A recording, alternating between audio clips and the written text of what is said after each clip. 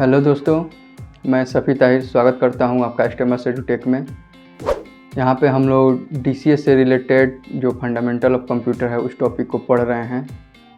तो इस बार वीडियो आने में थोड़ा लेट हो गया, तो आप लोगों से गुजारिश है कि वीडियो हम लोग बना रहे हैं और उस पर काम कर रहे हैं तो थोड़ा सा प्रोसेस बड़ा हो जा रहा है, क्योंकि हम लोग नहीं चाहते हैं कि टॉपिक में कहीं पे भी कोई प्रॉब्लम आए और जो भी टॉपिक पढ़ाया जाए उसको डिटेल्स में पढ़ाया जाए ताकि आपको आगे चल के कोई भी प्रॉब्लम ना हो। तो डिटेल्स में कोई भी टॉपिक पढ़ाने के लिए हम लोगों को ज़्यादा मेहनत करना पड़ रहा है, तो उसके लिए तो टाइम लगेगा ही लगेगा, और टाइम जो लगेगा उसके लिए आप लोग संयम बना के रखें। और आप लोगों से एक रिक्वेस्ट और भी है कि जो भी वीडियो देखें वो पूरा देखें ताकि आपको कोई भी पॉइंट छूट ना जाए, क्योंकि सारे पॉइंट पे डिटेल्स में काम किया जा रहा है। फिर भी अगर लगता है कि कहीं कुछ छूट जा रहा है तो आप लोग हमें कमेंट करके बताइए। तो इससे पहले कि टॉपिक शुरू करें, आप लोगों से एक रिक्वेस्ट है कि आप चैनल को सब्सक्राइब कर लें और इस वीडियो को लाइक कर लें, और जितने भी लोग कंप्यूटर पढ़ने वाले हैं उन लोगों तक इस वीडियो को पहुंचाएं। तो चलिए शुरू करते हैं हम अपना आज का टॉपिक।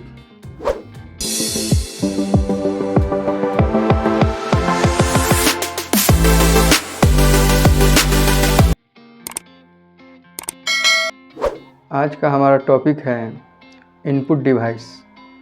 इनपुट डिवाइस के बारे में हम लोग पढ़ेंगे। हम लोग चाहते तो यहाँ पे इनपुट डिवाइस और आउटपुट डिवाइस दोनों साथ में पढ़ा सकते थे, मगर इनपुट डिवाइस इतने ज़्यादा हैं कि जो आज के डेट में यूज हो रही हैं, तो उनके बारे में डिटेल्स में बताना ज़रूरी है, क्योंकि आपको कहीं ना कहीं इस इनपुट डिवाइस का यूज करना ही पड़ेगा। तो हम लोग क्या कर रहे हैं कि यहाँ पे आउटपुट डिवाइस को अलग कर दे रहे हैं, इनपुट डिवाइस को अलग कर दे रहे हैं। आउटपुट डिवाइस पे हम लोग वीडियो अलग से लाएंगे। इस वीडियो में हम लोग बात करते हैं इनपुट डिवाइस के बारे में और थोड़ा डिटेल्स में जाएंगे। तो आप लोगों से रिक्वेस्ट है कि वीडियो लंबा होने वाला है, तो अच्छे से अपना कॉपी पेन लेकर बैठ जाएं और सही तरीके से पढ़ें ताकि आप लोगों को दोबारा मेहनत ना करना पड़े और आसानी से आपको टॉपिक समझ में आ जाए। और जितने भी तरह के इनपुट डिवाइस पढ़ाए जाएंगे आपको कहीं ना कहीं कभी ना कभी यूज करना ही पड़ेगा। तो सबसे पहले जान लेते हैं कि इनपुट डिवाइस होता क्या है। इनपुट डिवाइस जिसका उपयोग कंप्यूटर से कनेक्ट करके कंप्यूटर या किसी अन्य इलेक्ट्रॉनिक डिवाइस में डाटा को इनपुट लेने के लिए किया जाता है, यानी कि दर्ज करने के लिए किया जाता है। हमें कंप्यूटर से कम्युनिकेट करने के लिए किसी न किसी माध्यम की ज़रूरत होती है और उसी माध्यम को हम लोग इनपुट डिवाइस के रूप में जानते हैं। मान लीजिए कि जैसे कि कंप्यूटर पर हमें कोई चीज़ टाइप करना है तो हमें कीबोर्ड की ज़रूरत पड़ती है, अपना साउंड रिकॉर्ड करना है तो हमें माइक्रोफोन की ज़रूरत पड़ती है। इस तरह के बहुत सारे इनपुट डिवाइस हैं जो कंप्यूटर से कम्युनिकेट करने या किसी और इलेक्ट्रॉनिक डिवाइस से कम्युनिकेट करने के काम में आते हैं। तो चलते हैं एक एक करके सारे इनपुट डिवाइस के बारे में पढ़ लेते हैं। तो यहाँ पे हम लोग 20 तरह के इनपुट डिवाइस के बारे में पढ़ेंगे, ठीक है, जिनके नाम हैं। पहला तो हो गया हमारा कीबोर्ड, दूसरा हो गया माउस, तीसरा हो गया स्कैनर, चौथा हो गया जॉयस्टिक, पांचवा हो गया लाइट पेन, और छठा हो गया डिजिटाइजर, सातवां हो गया माइक्रोफोन, आठवां हो गया MICR जिसको मैग्नेटिक इंक कैरेक्टर रिकॉग्नाइजेशन भी बोलते हैं। उसके बाद से OCR हो गया, ऑप्टिकल कैरेक्टर रीडर हो गया। उसके बाद से हमारा हो गया डिजिटल कैमरा। और देखते हैं हमारा 11वां इनपुट डिवाइस। 11वां इनपुट डिवाइस है हमारा पैडल, 12वां है स्टीयरिंग व्हील, 13वां है गेस्चर रिकॉग्नाइजेशन डिवाइस, और 14वां है लाइट गन। उसके बाद से हमारा है टच पैड। उसके बाद से है हमारा रिमोट, टच स्क्रीन, VR जिसको वर्चुअल रियलिटी भी बोलते हैं। उसके बाद से है वेबकैम और बायोमेट्रिक डिवाइस। तो यहाँ पे हम इन 20 तरह के इनपुट डिवाइस के बारे में जानेंगे। इसके अलावा भी बहुत सारे इनपुट डिवाइस यूज होते हैं जो कि आपको जनरल काम में आते हैं, मगर यहाँ पे जो है वो जो मोस्टली यूज होते हैं, जो आपको कहीं ना कहीं किसी न किसी रूप में आप यूज कर ही लेंगे, उनके बारे में बात किया जा रहा है। इसके अलावा भी आपको मिलेंगे, तो उस समय आप उसको समझ लीजिए कि जिससे कंप्यूटर में इनपुट दिया जाता है या किसी इलेक्ट्रॉनिक डिवाइस में कोई चीज़ इनपुट किया जाता है तो समझ जाइए कि वो इनपुट डिवाइस है। बस इतना याद रखिएगा। तो इन 20 को हम लोग पढ़ेंगे, एक एक करके पूरा डिटेल्स में जानेंगे, मगर यहाँ पे हम लोग 3 इनपुट डिवाइस के बारे में बात नहीं करेंगे, जो कि है कीबोर्ड, माउस और स्कैनर। इन पे हम सेपरेट वीडियो बनाएंगे और उस पर एक पूरा वीडियो आएगा, क्योंकि वो बहुत ही इम्पोर्टेंट इनपुट डिवाइस है कीबोर्ड जो है बहुत से टाइप में अवेलेबल है, माउस भी बहुत से टाइप में अवेलेबल है, स्कैनर भी बहुत से टाइप में अवेलेबल है। तो हम लोग इस पे सेपरेट वीडियो अलग अलग लाएंगे।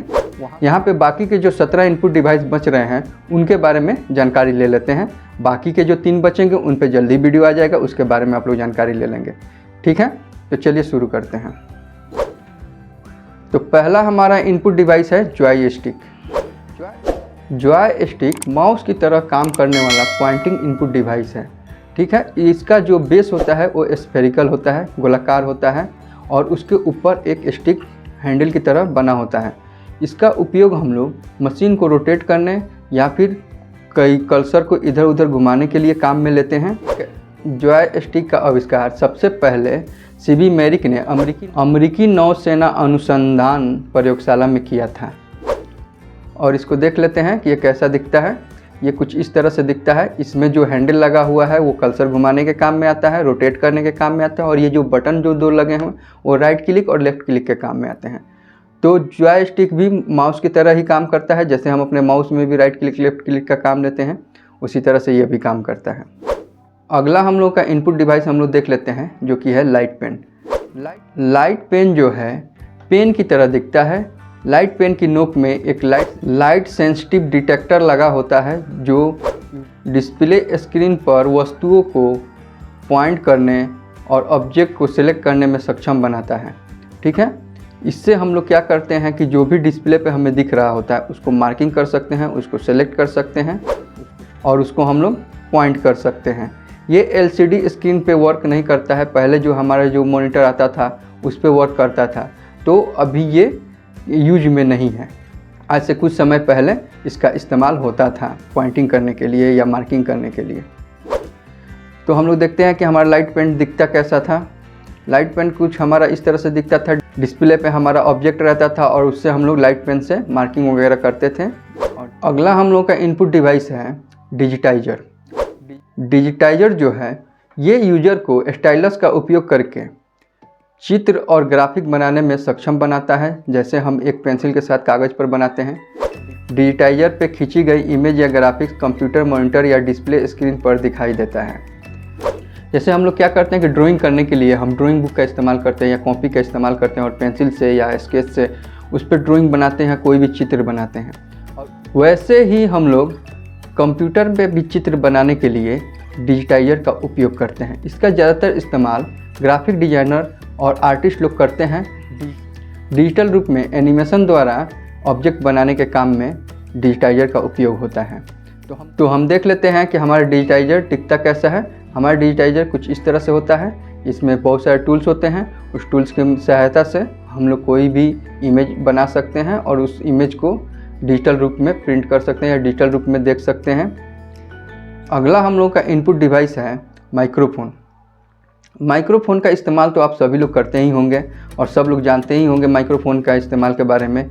इसका उपयोग साउंड को इनपुट करने के लिए किया जाता है। यह साउंड वाइब्रेशन को प्राप्त करता है और उन्हें ऑडियो सिग्नल में परिवर्तित कर देता है या रिकॉर्डिंग मीडियम में भेजता है। तो माइक्रोफोन जो है, जो भी हम बोलते हैं उसको क्या करता है कि सिग्नल में कन्वर्ट करता है और कन्वर्ट करने के बाद से उसको डिजिटल फॉर्मेट में सेव कर लेता है। तो हम लोग बहुत तरह का माइक्रोफोन यूज करते हैं। देख लेते हैं उनमें से कुछ माइक्रोफोन का इमेज मैंने यहाँ पे दिया हुआ है। ये सारे तरह का माइक्रोफोन हम लोग यूज करते हैं। इनमें से एक माइक्रोफोन तो हम खुद ही यूज कर रहे हैं, यहाँ पे लगा हुआ है। उसके बाद से एक माइक्रोफोन यहाँ मेरे कान में लगा हुआ है।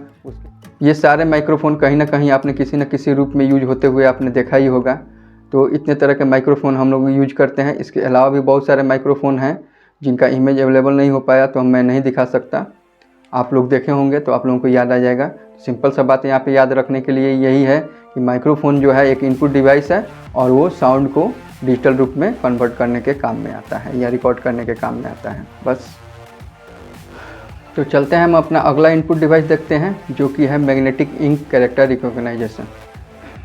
इसको शॉर्ट फॉर्म में MICR भी कहते हैं। यह मैग्नेटिक इंक से प्रिंटेड टेक्स्ट को पढ़ने के लिए डिज़ाइन किया गया है। यह व्यापक रूप से बैंकों में चेक को प्रोसेस करने के लिए उपयोग में किया जाता है और जहां सुरक्षा एक प्रमुख चिंता का विषय है वहां पे भी इसका इस्तेमाल किया जाता है। इसमें यह होता है कि जो भी टेक्स्ट जो होता है वो मैग्नेटिक इंक से लिखा रहता है किसी पेपर पे, और उसको रीड करके ये बता देता है कि इस पर क्या लिखा हुआ है। तो देख लेते हैं कि कैसा दिखता है। यह एक प्रिंटर की तरह दिखता है और आपने बैंक कभी गए होंगे तो वहाँ पे देखा भी होगा कि जो कैश क्लियरेंस डिपार्टमेंट होता है वहाँ पे ये लगा रहता है। उसके अंदर चेक डाला जाता है और चेक डालने के बाद से क्या होता है कि अकाउंट से जुड़ा पूरा डिटेल्स डिस्प्ले पे दिखा देता है। अगला हम लोग का इनपुट डिवाइस है ऑप्टिकल कैरेक्टर रीडर, जिसको शॉर्ट फॉर्म में OCR भी बोला जाता है। इसे जो है हैंड रिटन टाइप या प्रिंटेड टेक्स्ट की स्कैन की गई इमेज को डिजिटल टेक्स्ट में बदलने के लिए डिज़ाइन किया गया है। इसका उपयोग दस्तावेजों और पुस्तकों को इलेक्ट्रॉनिक फाइलों में बदलने के लिए कार्यालय और पुस्तकालय में किया जाता है। तो यहाँ पे समझ लें कि ये जो होता है वो क्या करता है कि जितने भी हमारे पास हार्ड कॉपी में कोई भी डाटा लिखा हुआ है या फिर इमेज बना हुआ है, फिर कैरेक्टर बना हुआ है, उसको क्या करता है कि रीड करके और उसको डिजिटल फॉर्म में कन्वर्ट कर देता है। आजकल देखे होंगे बहुत सारे बुक आ गए हैं जो धार्मिक बुक हैं, उनको आप आसानी से सिर्फ उनके ऊपर पॉइंट करके और स्लाइड कर लेंगे तो डिजिटल रूप में साउंड वेव के रूप में आपको सुनाई देने लगेगा कि उस पर क्या लिखा हुआ है। इसका इस्तेमाल जो पुरातत्व विभाग होते हैं वो लोग भी करते हैं। वो लोग क्या करते हैं कि जो मैप होता है उस पर अगर कोई पुराना चीज़ लिखा गया है और उसका फेड होने का या फिर ख़राब होने का चांस है तो उसको डिजिटल फॉर्म में कन्वर्ट करते हैं और उसको कन्वर्ट करने के लिए इस डिवाइस का इस्तेमाल करते हैं।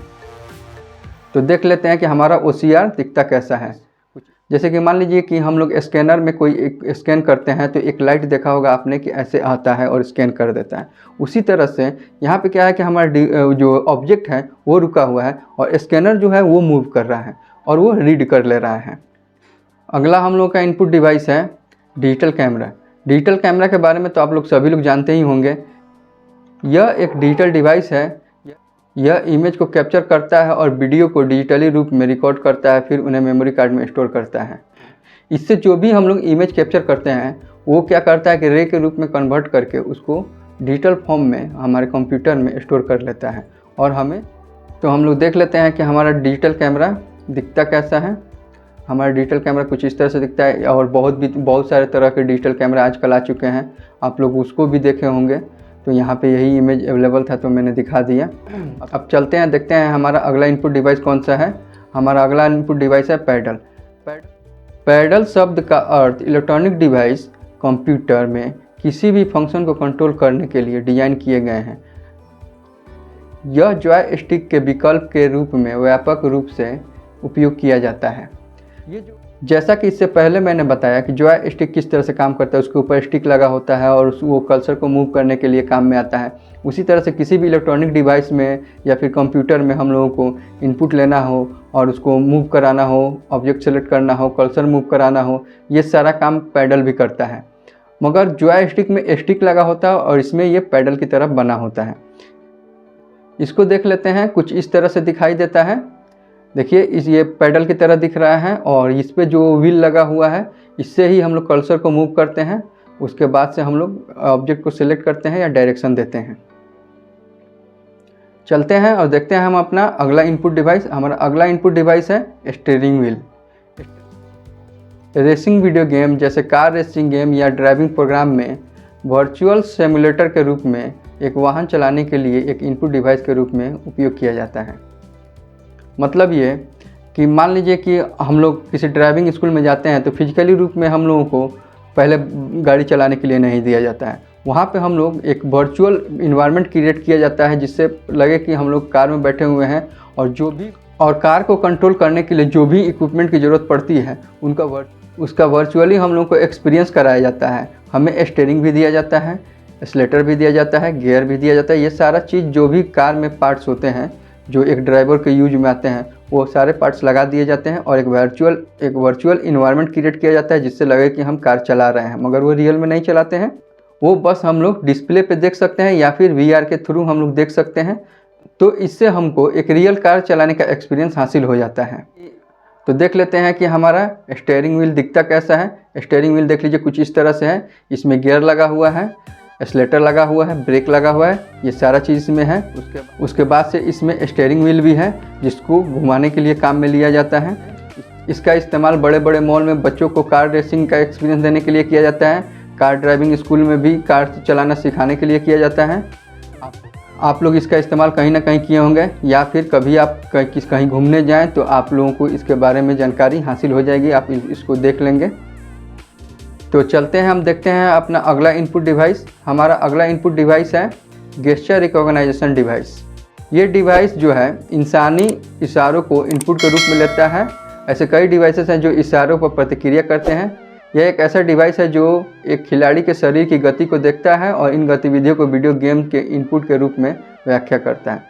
मतलब ये है कि हम लोग स्क्रीन पे कार चल रही है, ठीक है, अगर हाथ को ऐसे मूव किया तो हमारा ये गेस्चर मूव हुआ। इसको रीड करके जो वर्चुअल में कार चल रही है उसको मूव कर दिया, ठीक है। उसके बाद से हमने ऐसा किया तो वो रुक गया। मतलब उसमें जिस तरह का गेस्चर दिया हुआ है उसको रीड करता है और हमारे शरीर के मूवमेंट के हिसाब से काम करता है। इसका भी इस्तेमाल गेम वगैरह खेलने में किया जाता है। और आजकल तो ऐसे ऐसे कैमरे आ गए हैं जो हमारे शरीर के गेस्चर को महसूस कर सकते हैं और मूव कर सकते हैं। आपने देखा होगा कि बहुत से CCTV कैमरा ऐसे आ गए हैं जो शरीर के मूवमेंट के हिसाब से मूव करते हैं, वो भी हमारे गेस्चर को ही रिकॉग्नाइज कर रहे हैं। तो देख लेते हैं कि हमारा गेस्चर रिकॉग्नाइजेशन डिवाइस दिखता कैसा है और वो वर्क कैसा करता है। ये कुछ इस तरह से होता है। डिस्प्ले पे हमारा कार चल रहा है, सारा चीज़ दिख रहा है और हम अपने हाथ के मूवमेंट से उसको कंट्रोल कर रहे हैं।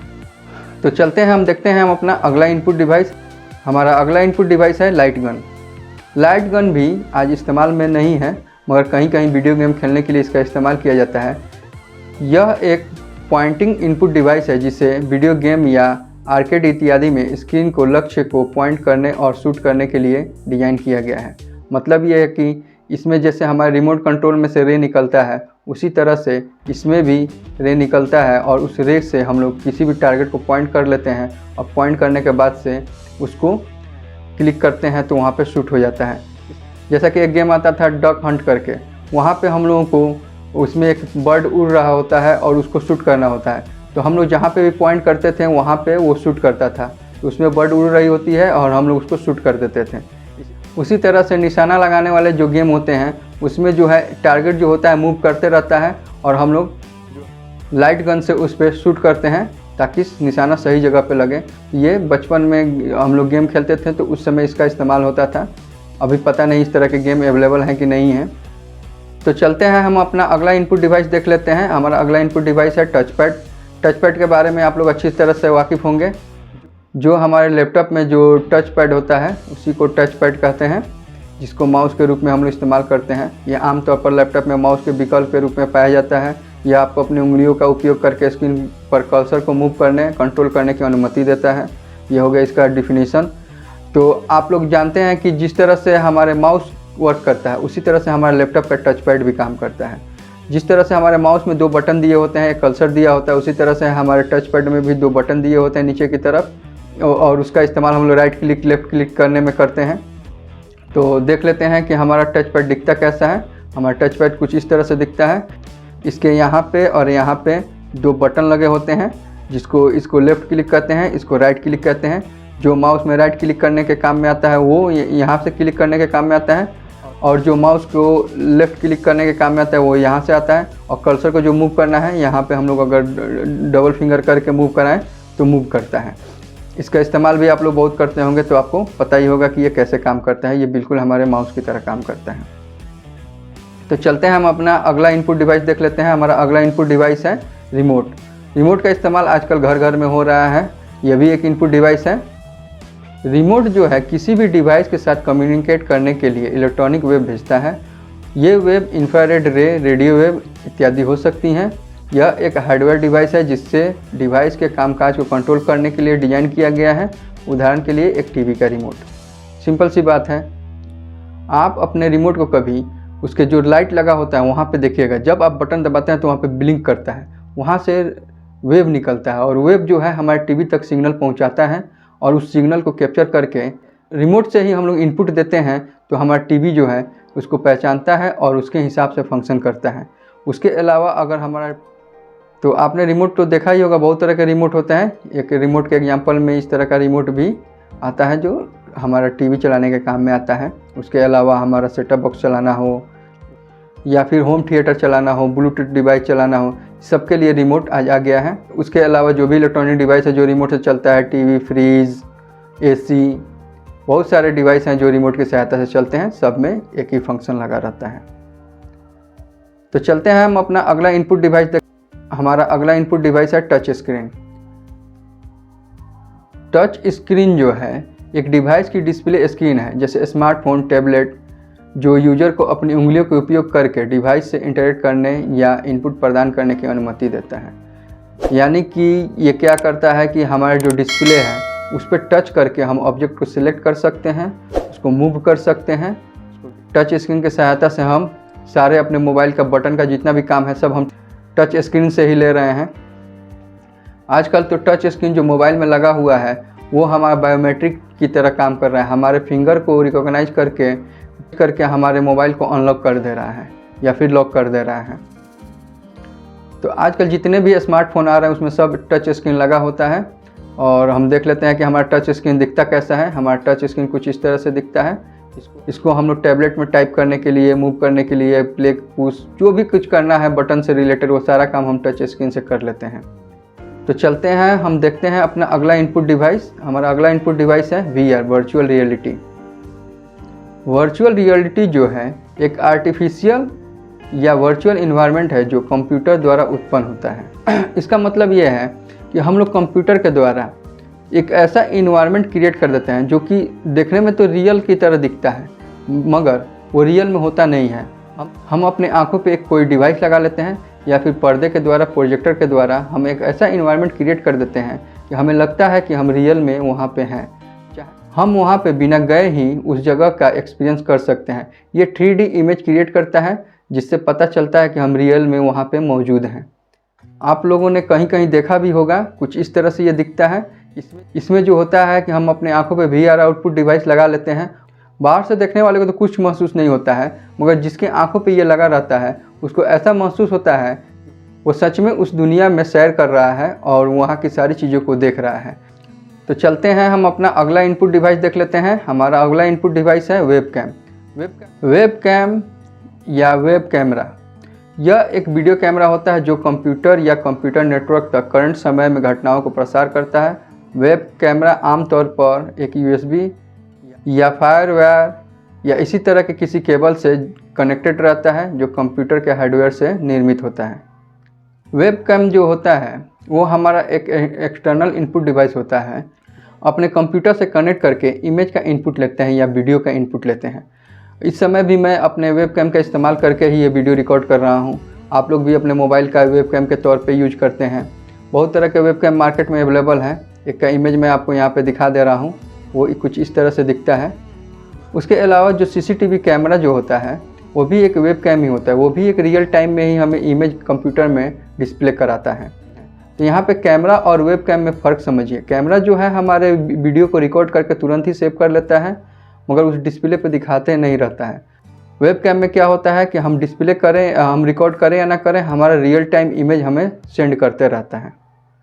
तो चलिए देखते हैं हम अपना अगला इनपुट डिवाइस। हमारा अगला इनपुट डिवाइस है बायोमेट्रिक डिवाइसेस। बायोमेट्रिक डिवाइसेस, बहुत सारे बायोमेट्रिक डिवाइसेस आते हैं। सबसे पहले जान लेते हैं बायोमेट्रिक होता क्या है। बायोमेट्रिक एक ऐसी प्रक्रिया है जिसमें किसी व्यक्ति की पहचान उसकी बायोलॉजिकल विशेषताओं जैसे उंगलियों के निशान, आँखों की कर्निया, चेहरे की संरचना आदि के माध्यम से की जाती है। बहुत तरह के बायोमेट्रिक डिवाइस आते हैं। इनमें से कुछ हम लोग अभी इस्तेमाल कर रहे हैं, उनके बारे में यहाँ पे हम जानकारी ले लेते हैं और मैक्सिमम जगहों पे इसका इस्तेमाल होता है। तो सबसे पहले देख लेते हैं फेस स्कैनर। फेस स्कैनर जो है वो क्या करता है कि हमारे फेस को समझकर हमें पहचानता है कि ये यूज़र सही है या गलत है। अगर हमने अपने मोबाइल में फेस लॉक लगाया हुआ है तो वहाँ पे हमारा फेस स्कैनर काम करता है और उसको स्कैन करके बताता है। बड़ी बड़ी कंपनियों में एंट्री लेने के लिए जहाँ पे सिक्योरिटी सिस्टम बहुत ज़्यादा हाई रहता है वहाँ पे फेस स्कैनर का इस्तेमाल होता है। उसके बाद से हमारा है हैंड स्कैनर। जैसे कि आधार कार्ड बनवाना हो वहाँ पे हम अपने हैंड स्कैनर का इस्तेमाल करके अपने फिंगर का प्रिंट लेते हैं, या फिर कहीं एंट्री करना हो वहाँ पे अगर हैंड स्कैनर लॉक लगा है तो वहाँ पे भी हम लोग इसका इस्तेमाल करते हैं हैंड स्कैनर का। उसके बाद से फिंगरप्रिंट स्कैनर है। जैसे हैंड स्कैनर काम करता है वैसे फिंगरप्रिंट स्कैनर भी काम करता है। उसके बाद से है रेटिना और आइरिस स्कैनर। ये क्या करता है, हमारे आँखों की पुतलियों को रिकॉग्नाइज करता है और उससे वर्क करता है, उससे इनपुट लेके बताता है कंप्यूटर को कि ये कौन सा पर्सन है, कैसा है। अगर उसका डाटा फीडेड है तो उसके बारे में बताता है। उसके बाद से है वॉइस स्कैनर। वॉइस स्कैनर क्या करता है, हमारे आवाज़ को रिकॉग्नाइज करके इनपुट देता है, ये उसको पहचानता है। वो भी एक सिक्योरिटी सिस्टम में ही काम में आता है जो वॉइस को रिकॉग्नाइज करके वर्क करता है। ये जितने भी तरह के बायोमेट्रिक डिवाइसेस हैं ये सिक्योरिटी सिस्टम के काम में आते हैं। अधिकतर जहाँ पे सिक्योरिटी हाई अलर्ट में रहता है वहाँ पे या तो सभी का यूज होता है या इनमें से कुछ का यूज होता है या किसी एक का यूज होता है, मगर ये जो होता है हाई सिक्योरिटी में इसका इस्तेमाल किया जाता है। तो ये थे हमारे 17 इनपुट डिवाइस जिनका हम लोग जनरल लाइफ में यूज कर रहे हैं, और बाकी के जो 3 मेन इनपुट डिवाइस जो हैं बच गए हैं उनके बारे में जल्द ही वीडियो बनाकर लाया जाएगा। आप लोगों से रिक्वेस्ट है कि सारे वीडियो को देखें और इस कोर्स को पूरा कंप्लीट करें, और इससे जुड़ी जो भी जानकारियाँ आपको चाहिए उसको हमसे कांटेक्ट करके, कमेंट करके या फिर हमारे नंबर पे कॉल करके हमसे कांटेक्ट करिए। हम लोग आप लोगों का प्रॉब्लम का ज़रूर सोल्यूशन निकालेंगे।